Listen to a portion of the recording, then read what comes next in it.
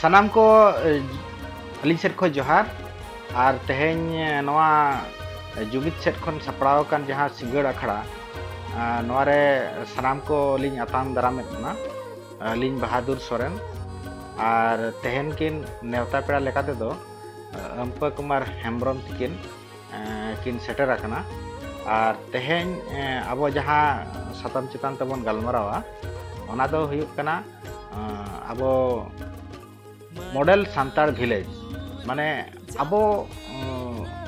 ᱡᱩᱫᱤ ᱟᱵᱚ ᱥᱟᱶᱛᱟ ᱨᱮ ᱡᱩᱫᱤ ᱰᱮᱵᱷᱞᱚᱯᱢᱮন্ট ᱵᱚᱱ ᱢᱮᱱᱟ ᱮᱱᱠᱷᱟᱱ ᱟᱵᱚ ᱟᱹᱛᱩ ᱫᱤᱥᱚᱢ ᱠᱷᱚᱱ ᱰᱮᱵᱷᱞᱚᱯᱢᱮন্ট ᱞᱮᱱ ᱮᱱᱟᱝ ᱟᱵᱚ ᱥᱟᱶᱛᱟ ᱫᱚ ᱰᱮᱵᱷᱞᱚᱯᱢᱮন্ট ᱛᱮᱵᱚᱱ ᱢᱮᱱᱟ ᱛᱚ ᱚᱱᱟ ᱞᱟᱹᱜᱤᱫ ᱟᱵᱚ ᱥᱟᱶᱛᱟ ᱨᱮ ᱪᱮ ᱟᱵᱚ ᱥᱟᱶᱛᱟ ᱨᱮᱱᱟᱜ ᱟᱹᱛᱩ ᱪᱮ ᱥᱟᱱᱛᱟᱲ ᱟᱹᱛᱩ ko ᱚᱠᱟ ᱞᱮᱠᱟ ᱢᱚᱰᱮᱞ te ᱟᱵᱚ ᱥᱟᱱᱛᱟᱲ ᱟᱹᱛᱩ ko ᱡᱩᱫᱤ ᱟᱵᱚ ᱵᱚᱱ ᱵᱮᱱᱟᱣ ᱨᱟᱠᱟᱵ ᱫᱟᱲᱮᱭᱟᱜᱼᱟ ᱪᱮ ᱚᱠᱟ ᱞᱮᱠᱟᱱᱟᱜ ᱰᱮᱵᱷᱞᱚᱯᱢᱮন্ট ko ᱚᱱᱟ ᱪᱮ ᱚᱠᱟ ᱞᱮᱠᱟᱱᱟᱜ ᱥᱤᱥᱴᱮᱢ ko ᱤᱫᱤ ᱠᱟᱛᱮᱫ ᱟᱵᱚ ᱵᱚᱱ ᱠᱟᱹᱢᱤᱭᱟ ᱚᱱᱟ ᱪᱮᱛᱟᱱ ᱨᱮ ᱟᱢᱯᱟ ᱠᱩᱢᱟᱨ ᱜᱚᱢᱠᱮ ᱛᱟᱹᱠᱤᱱ ᱱᱩᱠᱤᱱ ᱠᱤᱱ ᱛᱮᱦᱮᱧᱟᱜ ᱱᱚᱣᱟ ᱟᱠᱷᱲᱟ ᱨᱮᱫᱚ ᱟᱹᱠᱤᱱ ᱜᱟᱞᱚᱪ ᱠᱤᱱ ᱮᱢᱟ ᱟᱨ ᱱᱩᱠᱤᱱ ᱫᱚ ᱢᱚᱰᱮᱞ ᱥᱟᱱᱛᱟᱲ ᱵᱷᱤᱞᱮᱡᱽ ᱤᱫᱤ ᱠᱟᱛᱮᱫ ᱟᱹᱰᱤ ᱜᱟᱱ ᱠᱤᱱ ᱠᱷᱚᱸᱫᱽᱨᱚᱝ ᱟᱠᱟᱜᱼᱟ ᱨᱤᱥᱟᱨᱪ ᱟᱠᱟᱜᱼᱟ ᱠᱤᱱ ᱟᱨ ᱢᱤᱫᱴᱟᱝ ᱯᱩᱛᱷᱤ ᱦᱚᱸᱠᱤᱱ ᱚᱞ ᱟᱠᱟᱜᱼᱟ ᱛᱚ ᱚᱱᱟ ᱤᱫᱤ ᱠᱟᱛᱮᱫ ᱟᱢᱯᱟ ᱜᱚᱢᱠᱮ ᱛᱟᱹᱠᱤᱱ ᱴᱷᱮᱡ ᱜᱮ ᱵᱚᱱ ᱪᱟᱞᱟᱜᱼᱟ ᱜᱚᱢᱠᱮ ᱟᱹᱵᱤᱱᱟᱜ ᱩᱯᱨᱩᱢ ᱞᱟᱦᱟᱛᱮ ᱞᱟᱹᱭ ᱧᱚᱜ ᱵᱤᱱ assistant professor lekate government general degree college saloni west bengal sanam koge johar ar mid hote model village idi kate jaha concept na noa do motamuti bang bangte mid serma gan hui godok kana neto kamite to lahate do noa on lahate joto individual bakra uyeru kan tahan individual mane chet leka education metric part health metric part sports metric part motamuti sawta renang mitang jaha activity se jaha kami sala abo jopra mena bona ona kore chet lekate abo mitang develop jayga se ona re chet lekate bo laha nongka uyeru kan tahan ado din din te nyelena je abo jaha bo tahena abo mitang jumid lekate atu re bo tahena besir शहर नगर बो hedge kana ona na percent palan bang huyuga 5% gan ge sab ganoa besir bhaya bhagge neto ho atu re mena bona tale uyar huina je mitang atu re abo oka lekan kami hora ko bo kami lekhan se oka lekan cinta bhavana ko bo agu lekhan tehen abo bo lahanti daraya se laha daraya dosar noa re ar mitang jinis uyarena je abo jabo kamiya okoy ko darai te bo kamiya che lekha te bo kamiya mane noa re nang jaha organizing huyu ase noa jaha ko control ha no okoy ko darai te noa bo kamiya ado jehetu abo sawta re do sedai khon ge maji ari mena maji pargana ব্যবস্থা mena তাহলে উনকু কো দো বিনা দিয়া কাতে সে উনকু কো আতে গে bo kamiya noa na uyarena mane maji no model santal village jaha ola kana noa do maji ari ala tege se maji ari godo hataw kate abo atu kalka bo develop noa gana ola kana noa puthi do mainly peya concept niya ola kana peya concept na pulu concept do hu kana je abo develop se lahanti lekana jodi bo ganmara se bo katha ya pulu yer hu nije rojgar mena ase bang se nije chika bo rojgara karon nije jodi rojgar banua ar sawta niye bo yera ona do ari kom সময় লাগি গো হই দাঁড়ায় জাস্তি সময় তো বাংলা যেটা আছে যখন গে ঘর সংসার নাং চাপ সে রোজগার নাং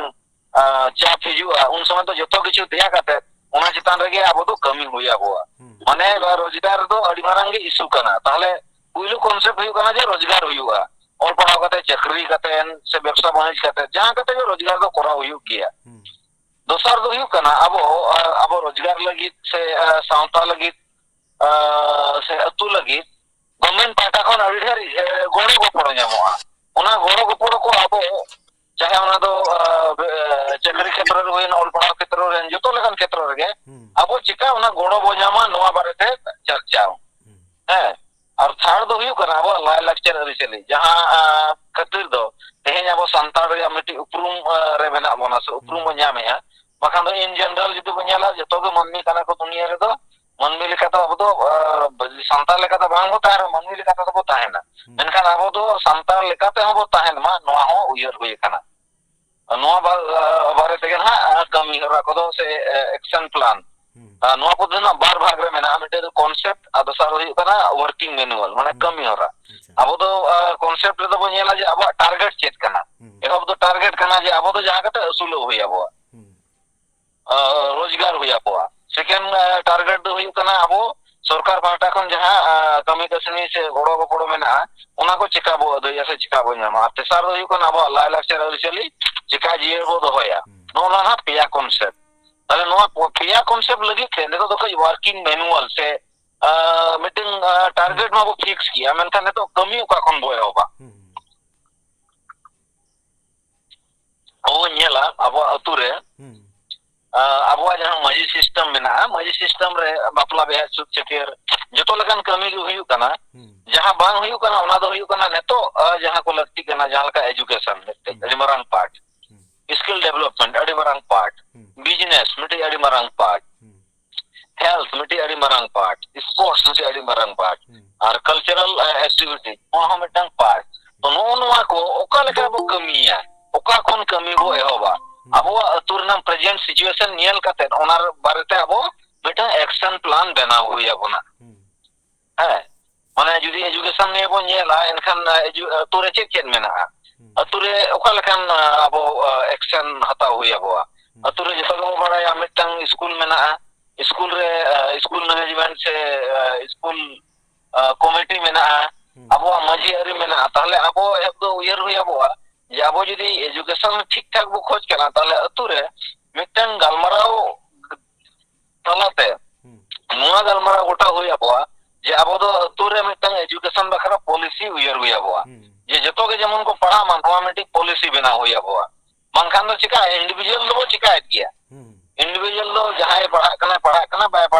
पढ़ा कना मेनखान अब जो सावता लेका रे जुदी बो नेला एनखान दो एजुकेशन पॉलिसी मिटि बना हुई ओना दो अतु आखड़ा रे ओना जुदी बो बनावा एनखान ओना निया होड़ा जागृति से सचेतन बड़ा जहां लेका जहाना गे अतु रे मिन होड़े कई माने बाय पढ़ा कना माने उनी जेमन बुझवा मा इंदो अतु रे मिटि कई कराया ओना निया दो इन अतु रे को हो दाड़े जरवा दाड़े को नोका ना मिटि अब चिंता भावना होय तो टाइम लगा मेनखान नोआ चिंता भावना रे अब हिजु हुई अब और बाद बाकी जहां तक स्किल डेवलपमेंट नोने चिंता भावना होय अब हेल्थ मिटे अडी मारा इशू कना नोने अब सचेतन बनु बना नोने जदी बाबो चर्चाया अब डेवलपमेंट रे मिटे अडी मारा एटकेटोने कना मानंग दो बाबो चिंता या हेल्थ निये मेनखान जखन हेल्थ निये अब मिटे प्रॉब्लम थिंग बना उन दो बद बयहर डंगरी काड़ा जतो अखरिन जते अब हेल्थ रिये माने अब